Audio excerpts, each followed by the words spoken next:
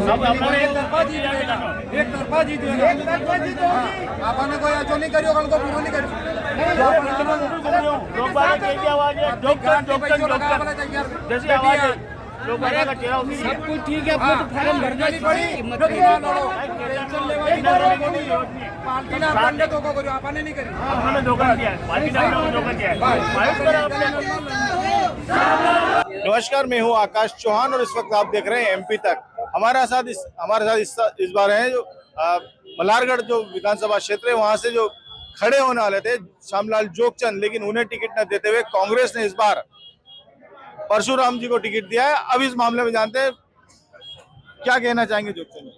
मुझे ऐसा लगता है कि ये जो निर्णय हुआ है वो कतई ठीक नहीं है और इस पे पुनर्विचार होना चाहिए और यहाँ का टिकट बदलना चाहिए, क्योंकि यहाँ आम आवाम जो है वो हमारे साथ है और सर्वे को आधार बनाया जाए 88%, 88% सर्वे हमारे पक्ष में, फिर से डबल से सर्वे करा लिया जाए, भले कितनी भी एजेंसियां लगा के करा लो, 88% हमारे साथ है। और हम सब लोगों को राहुल जी और सोनिया जी के अनुरूप जैसी उनकी भावना है उस अनुरूप काम होना चाहिए। तो मैं कमलनाथ जी से अनुरोध करूंगा आपके चैनल के माध्यम से कि मल्हारगढ़ विधानसभा क्षेत्र 225 का टिकट तुरंत बदला जाए। तो क्यों ऐसा लगता है आपको कि टिकट बदलना चाहिए? किसान आंदोलन के समय में पूरे देश में 4 राज्यों में सरकार बनी और उस समय ऐसे ही गलत निर्णय के कारण हमारी 7 सीटें चुनाव हार गई। हम लोगों को शर्म से सर हमारा झुक जाता है जब जहाँ जाते हैं तो लोग पूछते हैं कि अन्नदाताओं का आंदोलन था और ऐसे समय में 6 लोग आपके यहाँ मर गए थे, 6 लोग शहीद हो गए, 6 लोगों को गोलियों से घायल हो गए, ऐसे में आपके यहाँ क्या हुआ? तो जो गलत प्रत्याशी उन्होंने दिया था, तो उस समय तत्कालीन हमारे आदरणीय राजा साहब, हमारे आदरणीय कमलनाथ जी, उन्होंने कहा था कि हमसे टिकट वितरण में भूल हुई है और उन्हीं लोगों को डबल टिकट दे दिया।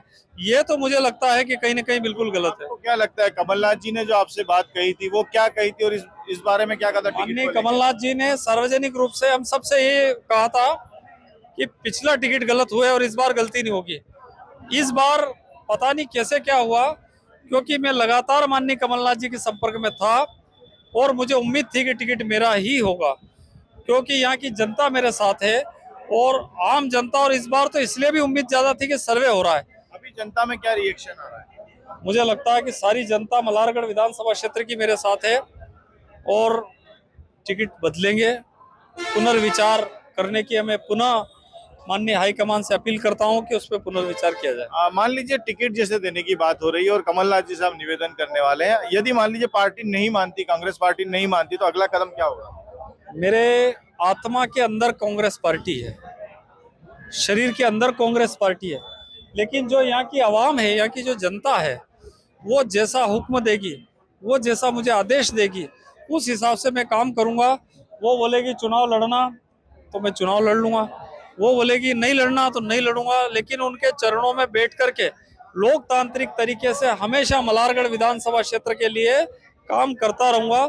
जीवन में चुनाव लड़ना नहीं लड़ना, विधायक बनना नहीं बनना, ये कोई मायने नहीं रखता, क्योंकि मल्हारगढ़ विधानसभा क्षेत्र तो 2008 में हुई, लेकिन मैं 1996 से कांग्रेस पार्टी के लिए धरने, प्रदर्शन, हड़ताल, महात्मा गांधी के बताए हुए कार्यक्रमों, बताए हुए मार्गों पर चलते हुए उन्होंने जो बताया था, हमको अहिंसा का पाठ जो पढ़ा था, उस आधार पे हमने मल्हारगढ़ विधानसभा क्षेत्र में लगातार 1100-1200 आंदोलन यहाँ पर किए और आप आश्चर्य करेंगे कि हर आंदोलन हमारा सक्सेस रहा।